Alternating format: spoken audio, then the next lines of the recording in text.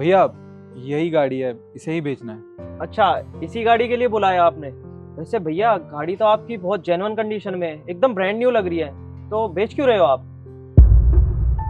भैया है कोई मजबूरी जिसकी वजह से मुझे गाड़ी बेचनी पड़ रही है। वैसे इस गाड़ी को लिए हुए ज्यादा टाइम नहीं हुआ, सिर्फ 2 साल हुए हैं और ज्यादा चली भी नहीं है। ये बिक तो जाएगी ना। अरे कैसी बातें कर रहे हो आप? इतनी बढ़िया कंडीशन में आपकी गाड़ी है और आप बता रहे हो 2 साल ही हुए हैं लिए हुए, ना ज्यादा चली है और गाड़ी देखने में भी बहुत अच्छी है।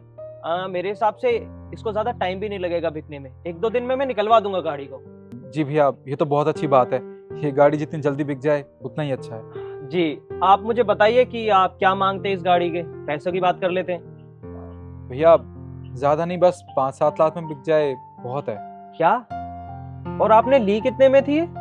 जी ये मैंने 20 लाख रुपए में ली थी। 20 लाख रुपए की गाड़ी आप 5-7 लाख रुपए में बेच रहे हो, इतने कम में? अरे भैया इससे ज्यादा की गाड़ी है ये, इसके बड़े प्यार से आपको 12-15 लाख रुपए आराम से मिल जाएंगे, तो आप इतने कम में क्यों बेच रहे हो? लगता है कुछ ज्यादा ही मजबूरी है, आप मुझे बताइए ना। जी हाँ, आप बिल्कुल ठीक कह रहे हैं। मेरी बहुत बड़ी मजबूरी है। मेरे पापा की तबीयत बहुत ज़्यादा ख़राब हो चुकी है। मेरे पास उनके ऑपरेशन के लिए पैसे नहीं है। डॉक्टर ने बोला कि जल्द से जल्द उनका ऑपरेशन करवाना पड़ेगा, वरना बहुत बड़ी प्रॉब्लम खड़ी हो सकती है। इसलिए मैं ये गाड़ी बेच रहा हूँ ताकि जो भी पैसे मेरे पास आएँ उनसे मैं अपने पापा का इलाज करवा सकूँ। देखिए आपकी बात सुनकर मुझे बहुत बुरा लगा, आप परेशान मत होइए, लास्ट 1-2 दिन में मैं ये गाड़ी निकलवा दूंगा, आप टेंशन मत लीजिए। मैं कस्टमर से बात करके आपको शाम को कॉल करूं? जी ठीक है, मिलते हैं।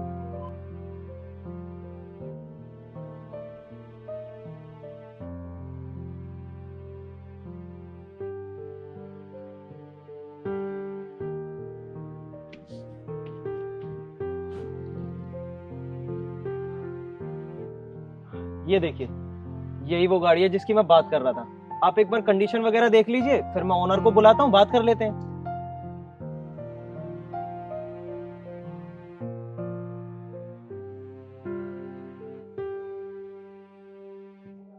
गाड़ी तो काफी अच्छी है। कौन सा मॉडल है? ये 2022 मॉडल है और ज्यादा चली भी नहीं है, 2 साल हुए हैं गाड़ी को और अच्छा पैसा लगा रखा है गाड़ी पे। आप कंडीशन देख ही रहे हैं, बहुत अच्छी गाड़ी है और ओनर की ज्यादा मांग भी नहीं है, वो इसके 7 लाख रुपए मांग रहे हैं बस। क्या 7 लाख?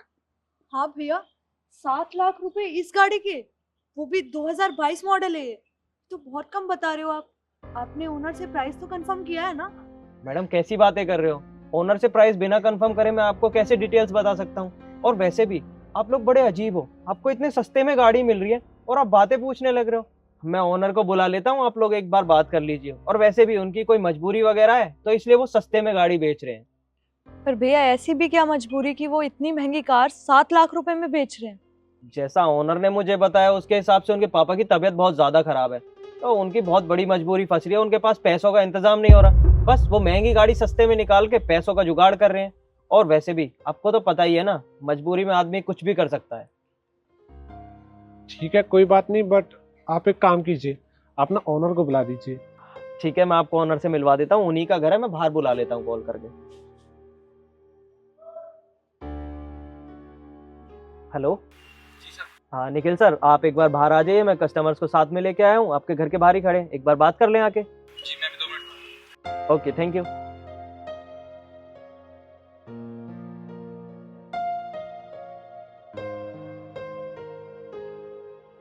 ये लीजिए, आ गए।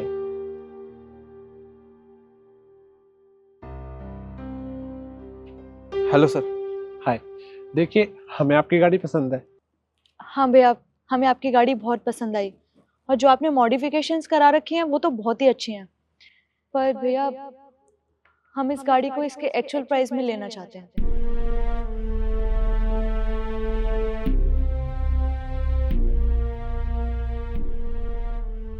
क्या हुआ, आप पैसे क्यों देख रहे हैं? हमने कुछ गलत कहा क्या? अरे गलत की बात कर रहे हो आप लोग, पागलों जैसी बातें कर रहे हो। ओनर खुद 7 लाख रुपए अपने मुंह से मांग रहे हैं और मैंने आप लोगों को बता भी दिया कि ये गाड़ी आपको बहुत महंगे में मिलेगी, लास्ट डील है ये, और आप लोग एक्चुअल प्राइस पे अड़ रहे हो। ये कहाँ की बात होती है? मुझे तो खैर कुछ समझ ही नहीं आ रहा। हमें पता था कि आप ना हमें पागल ही कहोगे, पर मैं आपको समझाता हूँ। देखिए हम नहीं चाहते कि हम किसी की मजबूरी का फायदा उठाएं।